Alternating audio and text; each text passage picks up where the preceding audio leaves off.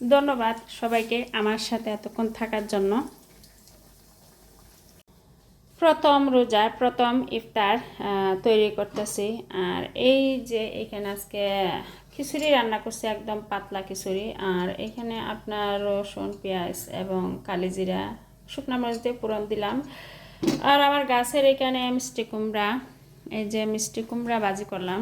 আর এখানে কিশমিশ রাখছি, আসলে আমি ইফতারিতে একটু হালকা কিশমিশ রাখি, খেজুর রাখি। আর এখানে একদম নর্মাল। এইখানে আপনার এই যে চানা পেঁয়াজি তৈরি করলাম। আর এই যে এইখানে শসা এবং লেবু কাঁচামরিচ রাখছি। আর এইখানে সাদা পানি, ঠিক আছে। প্রথম রোজা এই হচ্ছে আমাদের আসলে হালকা আয়োজন। আর একটু পরে কিন্তু সন্ধ্যা হয়ে যাবে। আর আমার কিন্তু আপনার এই যে সব কিছু প্রায় কমপ্লিট, ঠিক আছে। এই যে সব কিছু কমপ্লিট। প্রথম রোজা আসলে অন্যরকম অনুভূতি, মাহে রমজানের সেই পবিত্রতম একটা বিষয়। আর মনটাই অনেকটাই কিন্তু উৎফুল্ল থাকে।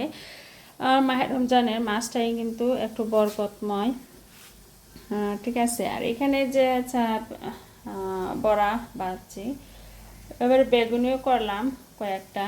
আর এইখানে এই যে ফ্রেঞ্চ ফ্রাই, ঠিক আছে।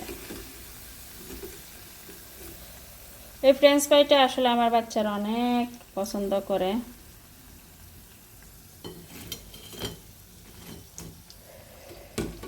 সেজন্য এইটা আমি আসলে রাখি আয়োজনে।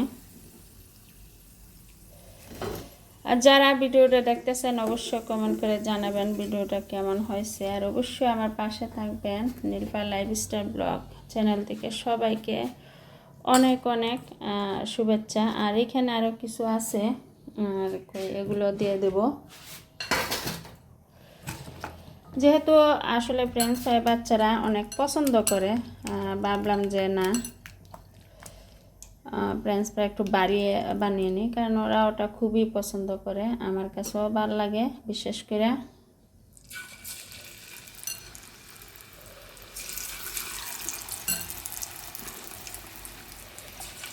আর এটা খেতেও কিন্তু দারুণ। ওরা নামাজ টামাজ পড়ে, এশার নামাজ পড়ে আবার কিন্তু খায়, ঠিক আছে। আর আমিও কিন্তু খাই।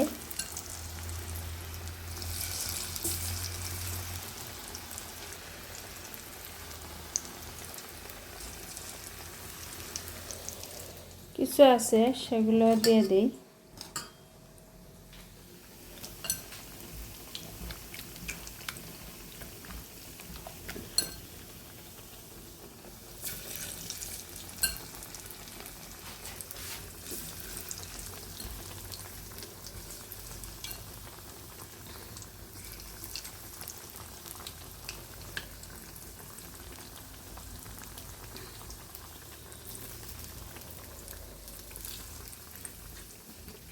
হয়ে গেল। এই যে এখন যে হাতটা একটু পরিষ্কার করে দিয়ে নেই।